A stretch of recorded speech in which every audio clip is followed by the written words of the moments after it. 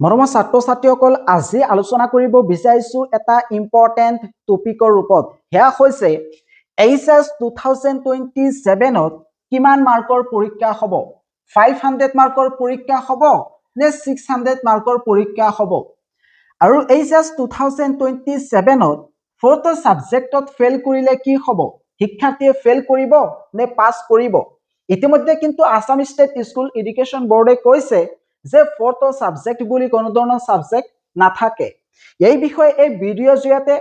পেন্সিলৰ সহায়ত তোমালোকক স্টেপ বাই স্টেপ এক্সাম্পলৰ সৈতে বুজাই দিয়া হ'ব তোমালোকে যদি এই বিষয়ে জানিব বিচৰা তেতিয়াহ'লে স্কিপ নকৰাকৈ সম্পূৰ্ণ ভিডিঅ'টো চাবা তোমালোকে যদি English alternative English business studies accountancy finance economics BMST এনেকুৱা ধৰণৰ সাবজেক্টত এইচএছ 2027 ত ভাল এটা নম্বৰ লৈ উত্তীৰ্ণ হ'ব বিচৰা তেতিয়াহ'লে জ্ঞান উইজডমত জয়েন হ'ব পাৰা কাৰণ ইয়াতে তোমালোকে লাইভ প্লাস ৰেকৰ্ডেড ক্লাছ পাবা নোটস পাবা ইয়াৰ উপৰিও মক টেষ্ট তোমালোকে দেখিবলৈ পাবা তোমালোকে যদি সঁচাকৈ এইচএছ 2027 ত ভাল এটা নম্বৰ লৈ উত্তীৰ্ণ হ'ব বিচৰা তেতিয়াহ'লে এই ভিডিঅ'ৰ ডেসক্ৰিপচনত আৰু কমেন্ট বক্সত দিয়া লিংকত ক্লিক কৰি জয়েন হোৱা আৰু APN10 এই কুপন কোড তোমালোকে যদি ইউজ কৰা তেতিয়াহ'লে 10% তোমালোকে অফ পাবা অৰ্থাৎ ৰেহাই পাবা গতিকে পলম কিয় এতিয়াই জ্ঞান উইজডমত জয়েন হোৱা এইচএছ 2027 ত তোমালোকৰ এই 6টা সাবজেক্ট থাকিব তাৰে প্ৰথমটো হৈছে এছামিজ অৰ্থাৎ MIL দুই নম্বৰটো হৈছে ইংলিশ এই দুটা সাবজেক্ট হৈছে তোমালোকৰ কোৰ সাবজেক্ট আৰু ইয়াতে কিন্তু উত্তীৰ্ণ হ'বই লাগিব কোনো শিক্ষাৰ্থীয়ে যদি এছামিজ নাইবা ইংলিশত ফেল কৰে তেতিয়াহ'লে ফেল বুলি ধৰা হ'ব সাধাৰণতে এই দুটা সাবজেক্টত গ্ৰেছ মাৰ্ক নিদিয়ে আৰু বাকি যি 4টা সাবজেক্ট আছে এই 4টা সাবজেক্ট বেলেগ বেলেগ ষ্ট্ৰীমৰ কাৰণে বেলেগ বেলেগ থাকে এই 4টা সাবজেক্টৰ ভিতৰত এটা সাবজেক্ট আছিলে ফৰ্থ সাবজেক্ট যোৱা বছৰলৈকে এই ফৰ্থ সাবজেক্টত পৰীক্ষা নিদিলেও শিক্ষাৰ্থীয়ে উত্তীৰ্ণ হ'ব পাৰিছে নাইবা এই ফৰ্থ সাবজেক্টত ফেল কৰিলেও কোনো কথা নাই শিক্ষাৰ্থীয়ে উত্তীৰ্ণ হ'ব পাৰিছে কিন্তু এতিয়াৰ পৰা এই নিয়মটো সলনি কৰা হৈছে এতিয়াৰ পৰা সকলো ছাত্ৰ ছাত্ৰীয়ে এই 6টা সাবজেক্টত পৰীক্ষা দিবই লাগিব ইয়াতে ফৰ্থ সাবজেক্ট বুলি কোনো ধৰণৰ সাবজেক্ট নাথাকে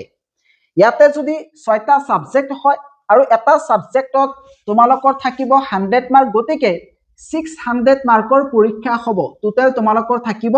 600 মাৰ্ক কিন্তু ইয়াতে 600 মাৰ্ক ক্যালকুলেট নকৰে কেৱল মাত্ৰ 500 মাৰ্ক হে ক্যালকুলেট কৰা হ'ব অৰ্থাৎ এটা সাবজেক্টৰ মাৰ্কস ইয়াতে বাদ দিয়া হ'ব এই ক্যালকুলেশন কিন্তু বোৰ্ডে নকৰে এই ক্যালকুলেশনটো শিক্ষাৰ্থীৰ ওপৰত ডিপেন্ড কৰিব শিক্ষাৰ্থীয়ে ক'ত এডমিশন ল'ব বিচাৰে কোনটো সাবজেক্টত মেজৰ ল'ব বিচাৰে তাৰ ওপৰত বেছ কৰিব এই ক্যালকুলেশন এজ এ এক্সাম্পল ধৰি লোৱা যে 2027 চনত সায়েন্সৰ কোনোবা এজন ছাত্ৰই ইংলিশত পাইছে 80 MIL ত পাইছে 90 ফিজিক্সত যদি 70 পায় কেমিষ্ট্ৰি 80 বায়োলজি 90 আৰু মেথছত 40 এতিয়া এই গৰাকী শিক্ষাৰ্থীয়ে যদি মেডিকেল ফিল্ডত এডমিশন ল'ব বিচাৰে তেতিয়াহ'লে এই মেথছৰ যি সাবজেক্ট আছে এইটো ক্যালকুলেট নকৰে তেতিয়া এই ওপৰৰ 5টা সাবজেক্ট ক্যালকুলেট কৰা হ'ব এই দুটা কম্পালসাৰী এই তিনিটা ইয়াতে ইনক্লুড কৰা হ'ব ইয়াতে এই ওপৰৰ 5টা যদি ক্যালকুলেট কৰা হয় তেতিয়াহ'লে টোটাল নম্বৰ হ'ব 410 ইয়াতে 5 ৰে যদি হৰণ দিও তেতিয়াহ'লে কিমান হ'ব 82% হ'ব 82% হ'ব এই গৰাকী শিক্ষাৰ্থীয়ে যদি মেডিকেল ফিল্ডত এডমিশন ল'ব বিচাৰে সেই একে ছাত্ৰ গৰাকীয়ে যদি ইঞ্জিনিয়াৰিং নাইবা বিএসসি মেথছত মেজৰ লৈ বিএসসি কৰিব বিচাৰে তেতিয়াহ'লে এই বায়োলজি সাবজেক্টটো তেওঁৰ ক্যালকুলেট কৰা নহ'ব তেতিয়া মেথ সাবজেক্ট হে ক্যালকুলেট কৰা হ'ব এতিয়া ইংৰাজী MIL ফিজিক্স কেমিষ্ট্ৰি মেথছ এই 5টা সাবজেক্ট যদি ক্যালকুলেট কৰা হয় তেতিয়াহ'লে মুঠ হ'ব 360 ইয়াতে যদি 5টা সাবজেক্টৰে হৰণ দিও তেতিয়াহ'লে তেওঁৰ পাৰ্সেন্টেজ হ'ব 72% এই পাৰ্সেন্টেজটো সম্পূৰ্ণৰূপে এতিয়াৰ পৰা ছাত্ৰ ছাত্ৰীৰ ওপৰত নিৰ্ভৰ কৰিব এইটো কিন্তু বৰ্ডে সিদ্ধান্ত নলয় গতিকে এতিয়াৰ পৰা